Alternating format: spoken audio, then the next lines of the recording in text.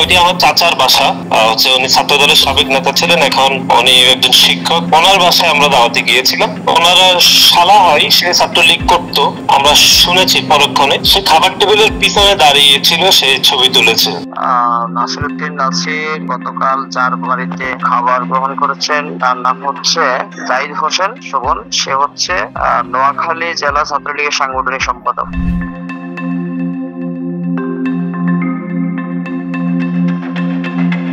সাম্প্রতিক সময়ে সামাজিক যোগাযোগ মাধ্যমে ছাত্রদলের কেন্দ্রীয় সেক্রেটারির একটি ডাইনিং এর ছবি ভাইরাল হয়েছে, যা নেটিজেনদের মধ্যে ব্যাপক আলোচনার জন্ম দিয়েছে। ছবিটিতে দেখা যায় ছাত্রদলের সেক্রেটারি নাসিরউদ্দিন খাবার খাচ্ছেন, তার পাশেই দাঁড়িয়ে আছে নিষিদ্ধ ঘোষিত সংগঠন নোয়াখালী জেলা ছাত্রলীগের সাংগঠনিক সম্পাদক জাহিদ শোভন।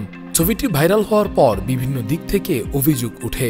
এ বিষয়ে এনসিপির দক্ষিণাঞ্চলের সংগঠক মোহাম্মদ রাকিব ফেসবুকে একটি স্ট্যাটাস দেন।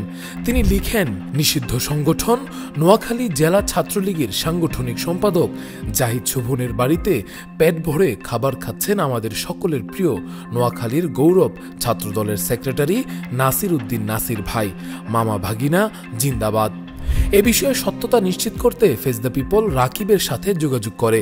তিনি ফেস দ্য পিপলকে জানান, বিষয়টি এরকম নয় যে তিনি একটি সভা বা সমাবেশে এসেছেন এবং পেছন থেকে ছবি তুলে চলে গেছেন। বিষয়টি খুবই সিস্টেমেটিক। তিনি পাশে দাঁড়িয়ে খাবার পরিবেশন করছেন এবং তারপর ছবি তুলেছেন।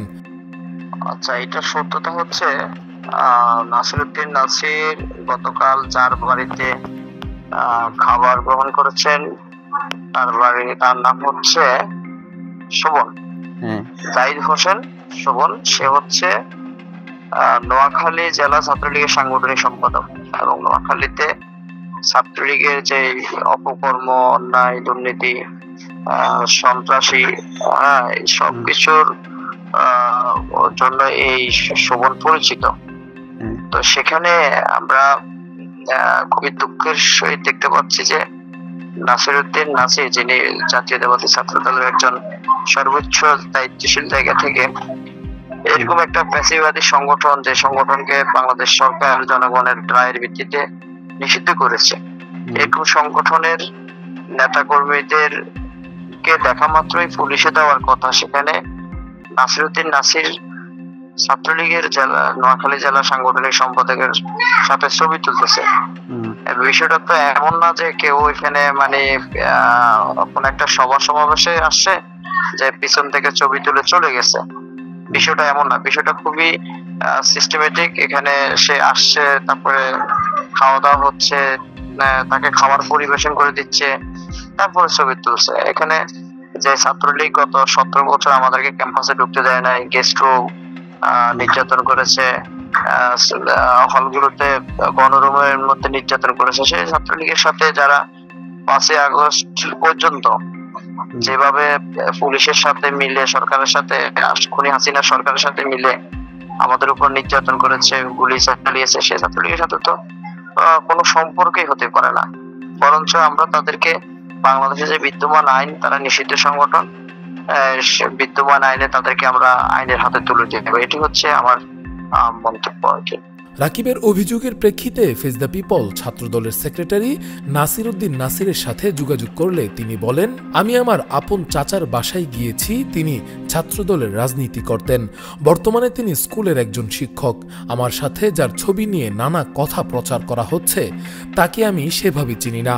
আমি খাচ্ছিলাম আর সে পিছনে দাঁড়িয়ে ছবি তুলেছে, যা ছবিতেই স্পষ্ট। তাদের উদ্দেশ্য তো খুবই অসৎ এবং উদ্দেশ্য প্রণোদিত। ওইটি আমার চাচার বাসা।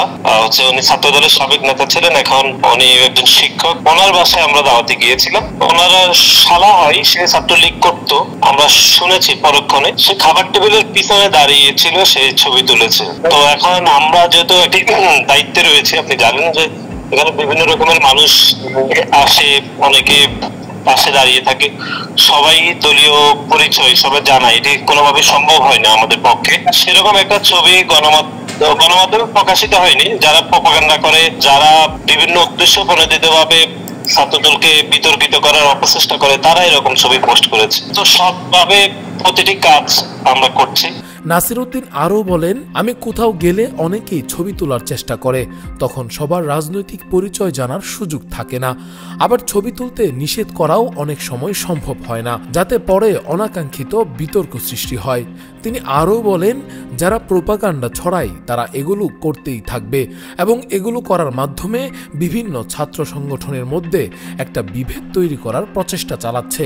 আমাদের মৌলিক বিষয়গুলোতে নজর দেওয়া দরকার, সেদিক থেকে আমাদের নজরকে বিঘ্নিত করার চেষ্টা করা হচ্ছে। কিন্তু যারা উদ্দেশ্যপ্রণোদিতভাবে এরকম মিথ্যা প্রোপাগান্ডা তৈরি করেছে, তারা এরকম উদ্দেশ্যপ্রণোদিতভাবে করতেই থাকবে, কিন্তু এরকম করে তারা বিভিন্ন ছাত্র সংগঠনগুলোর মধ্যে বিভিন্ন বিভেদ তৈরি করার একটা অপচেষ্টা করছে। এবং যে মৌলিক বিষয়গুলোকে আমরা নজর দেওয়া দরকার, সেগুলো থেকে নজরকে ভিন্ন খাতে প্রভাবিত করতে তারা এরকম ছবি প্রকাশ করে। চাচার ছেলে, এটা তো খুবই কঠিন এটা আইডেন্টিফাই করা।